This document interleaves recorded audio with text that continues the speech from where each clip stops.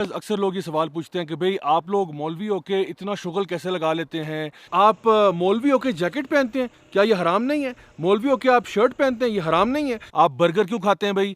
آپ پیزا کیوں کھاتے ہیں؟ کیا مولوی ہو کے آپ موٹر سائیکل چلاتے ہیں؟ نوٹی بوائے، یہ حرام نہیں ہے؟ بتائیے کہاں پر نبی کریم صلی اللہ علیہ وسلم نے جیکٹ پہنی یا موٹر سائیکل چلایا یا برگر کھایا؟ آپ لوگ کرتے ہیں، کیا یہ حرام چیزیں نہیں ہیں؟ تو میں نے سوچا کیوں نہ میں آج آپ کو واقعی میں ایک دفعہ بتا دوں کہ اصل میں حرام اور حلال کا ڈفرنس کیسے نکالا جاتا ہے۔ اور وہ یہ کہ دنیا کے اعتبار سے اگر دیکھا جائے تو دنیا میں ہر چیز حلال ہے سوائے ان چیزوں کے جو کہ یا تو اللہ سبحانہ تعالیٰ نے اپنی قرآن مجید میں جن کو حرام کہا یا پھر نبی کریم صلی اللہ علیہ وسلم نے اپنی احادیث مبارکہ میں ان کو حرام کیا۔ اچھا، اب ایک اصولی طور پر بات یہ سمجھ لیں کہ جب بھی اللہ سبحانہ تعالیٰ یا نبی کریم صلی اللہ علیہ وسلم کسی چیز کو حرام قرار دے دیتے ہیں تو اب آپ کو اس کی لاجک سمجھ میں آئے یا نہ آئے وہ چیز بہرحال حرام ہی ہوگی۔ مثلا خنزیر کا گوشت جو ہے وہ حرام ہے، اب آپ کو سمجھ میں آئے یا نہ آئے وہ حرام ہی رہے گا۔ آج کوئی لوگ ایسے آرگیو کر سکتے ہیں کہ بھئی پورے یورپ میں جو ہے وہ پگ فارمنگ ہوتی ہے، لوگ کھاتے ہیں، آدھی دنیا خنزیر کا گوشت کھا رہی ہے، تو آپ لوگ کیوں نہیں کھاتے؟ ہم اس لیے نہیں کھاتے کہ اللہ اور اس کے رسول کا حکم ہے۔ ہاں، آگے جا کے کوئی اس کے اوپر سائنٹیفک دلائل بھی آ جائیں تو بہت اچھی بات ہے، لیکن the primary reason why we don't eat pork is because اللہ سبحانہ تعالیٰ نے اس کو منع فرمایا ہے۔ تو اگر آپ پیزا کھانا چاہتے ہیں ضرور کھائیں، برگر کھانا چاہتے ہیں ضرور کھائیں، لیکن وہ پیزا نہ کھائیں جس میں خنزیر کا گوشت ہو، جس میں کوئی مردار جانور ہو، اور برگر کھانا چاہتے ہیں شوق سے کھائیں سوائے اس برگر کے جو لاہور میں ملتا ہے، وہ والا۔ ایک دو مثالیں اور ڈسکس کر لیتے ہیں۔ مثال کے طور پہ اب ہیروئن ہے یا کسی قسم کے ڈرگز ہیں، وہ اب حلال ہیں یا حرام ہیں؟ کیونکہ قرآن مجید میں تو آپ کو کوئی آیت نہیں ملے گی کہ تم پر ہیروئن کو حرام کر دیا گیا، یا نبی کریم صلی اللہ علیہ وسلم کی کوئی احادیث ملے جہاں پہ لکھا ہو کہ جی یہ اس قسم کے ڈرگز حرام ہیں۔ لیکن ایک پرنسپل ضرور ملے گا آپ کو قرآن حدیث میں جہاں پہ نشہ آور چیز کو حرام کہا گیا ہے۔ تو اگر ڈرگز کے ساتھ یا کوئی بھی سبسٹنس ایسا ہے جو کہ آپ کے اندر نشہ کریٹ کر رہا ہے تو ڈیفینیٹلی پھر وہ حرام ہو جائے گا۔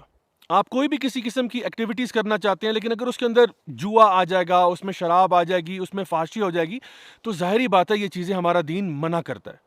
اور پھر اوپر سے یہ بات کہ اکثر یہاں پہ ہمارے پاکستان میں چیزوں کو بین کر دیا جاتا ہے، یہ کہہ کے کہ جی اس میں کچھ حرام ایسپیکٹس پائے جاتے ہیں یا وہ چیز بذات خود حرام ہے، تو اس میں بھی لوگ بڑے کنفیوز ہوتے ہیں کہ پتہ نہیں یہ کس طرح سے فیصلے کی جاتے ہیں کہ حرام کیا ہے اور حلال کیا ہے۔ تو اب یہ سوال پیدا ہوتا ہے کہ یہ پب جی اور ٹک ٹاک اور یہ باقی ساری اپلیکیشن جو ہے ان کو آپ کس کیٹیگری میں ڈالتے ہیں، یہ حرام ہے یا حلال ہیں؟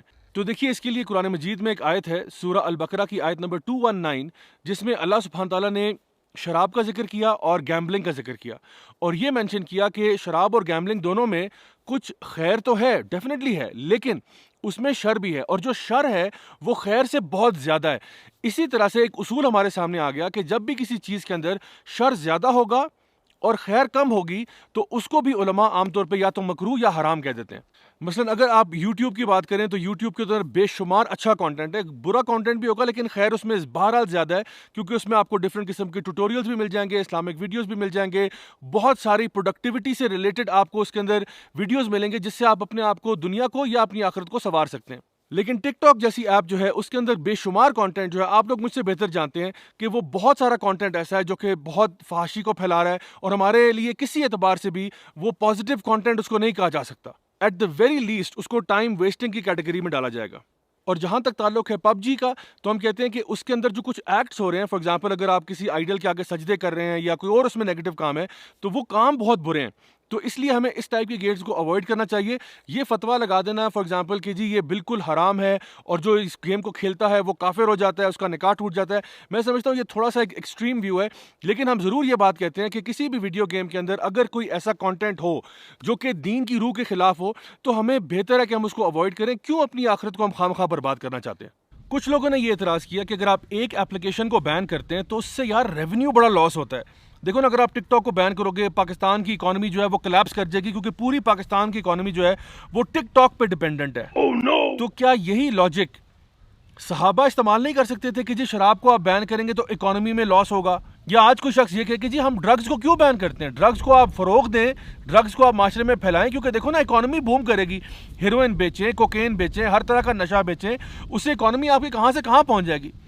تو خدا کے بندو، کبھی بھی ہم کوئی ایسی چیز کو مارکیٹ میں نہیں لے کر آتے جس سے معاشرے میں بگاڑ پیدا ہو رہا ہو، چاہے کتنا ہی پروفٹ اور ریونیو سے آ رہا ہو۔ گیمبلنگ سے بھی ریونیو آتا ہے، الکوہول سے بھی ریونیو آتا ہے، پروسٹیٹیوشن سے بھی ریونیو آتا ہے، لیکن تینوں چیزیں سختی سے حرام ہیں اسلام کے اندر. کیوں؟ کیونکہ ان کا جو شر ہے وہ خیر سے بہت زیادہ ہے. سمجھ آ رہی ہے آپ کو بات میری؟ پھر کچھ لوگوں نے یہ آرگیو کیا کہ اگر آپ ایک پرٹیکولر ایپ کو بین کرتے ہیں تو کل کو اس جیسی کوئی اور آ جائے گی. تو my dear brothers and sisters, اصل میں بات کو سمجھنے کی کوشش کریں. بات یہ کہ جب نبی کریم صلی اللہ علیہ وسلم کے دور میں شراب کو حرام کیا گیا، یا سمجھیں کہ ہم نے اگر ایک شراب کی دکان کو بند کر دیا ہے، کل کو ہم یہ کہیں کہ جی نہیں کوئی اور دکان نہ کھڑی ہو جائے اس لیے شراب کو حرام نہیں کرنا چاہیے. یہ کس قسم کی لاجک ہے؟ جو چیز غلط ہے وہ غلط ہے، چاہے وہ ایک دکان کھولے یا 50 کھولے، ان سب کو بند ہونا پڑے گا. ایک بندہ ایک فحاشی کا اڈا کھول لیتا ہے، اس کو ہم بین کر دیتے ہیں، کل کو ایک اور بندہ کھولتا ہے، اس کو بھی بین کرنا پڑے گا. بیکاز دا پوائنٹ از کہ جب ایک چیز ہمارا دین کہتا ہے کہ یہ چیز حرام ہے، یہ چیز غلط ہے، یہ معاشرے کی تباہی کا باعث بن رہی ہے، تو پھر ہمارا فرض بنتا ہے اور حکومت وقت کا فرض بنتا ہے کہ بالخصوص وہ اس چیز کو بند کریں تاکہ معاشرے کو بہت بڑی تباہی سے بچایا جا سکے. اصل کام جو کرنے والا میرے لیے اور آپ کے لیے وہ یہ ہے کہ جب بھی ہم کسی معاملے کو دیکھتے ہیں جس کا تعلق اس دنیا سے ہے، یہ دیکھا کریں کہ کیا اس چیز کے بارے میں اللہ سبحانہ تعالیٰ نے کوئی احکامات جاری کیے ہیں، کیا نبی کریم صلی اللہ علیہ وسلم نے اس کے بارے میں کچھ کہا ہے. اگر تو قرآن و حدیث سے اس کے حرام ہونا ثابت ہوتا ہے تو پھر تو اس چیز سے آپ میلوں میل دور رہیں.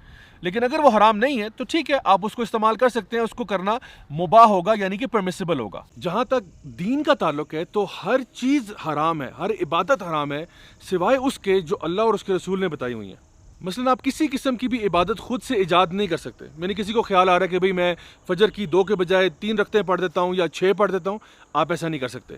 عبادات وہی ہوں گی جن کا یا تو اللہ سبحانہ تعالیٰ نے قرآن مجید میں ذکر کیا ہوا ہے یا پھر نبی کریم صلی اللہ علیہ وسلم نے اپنی احادیث مبارکہ میں جن کو بیان فرمایا ہوا ہے. تو my dear brothers and sisters, I hope کہ آج کے اس ویڈیو سے آپ کو فائدہ ہوا ہوگا. Please do remember me and my entire team in your very special دعاز.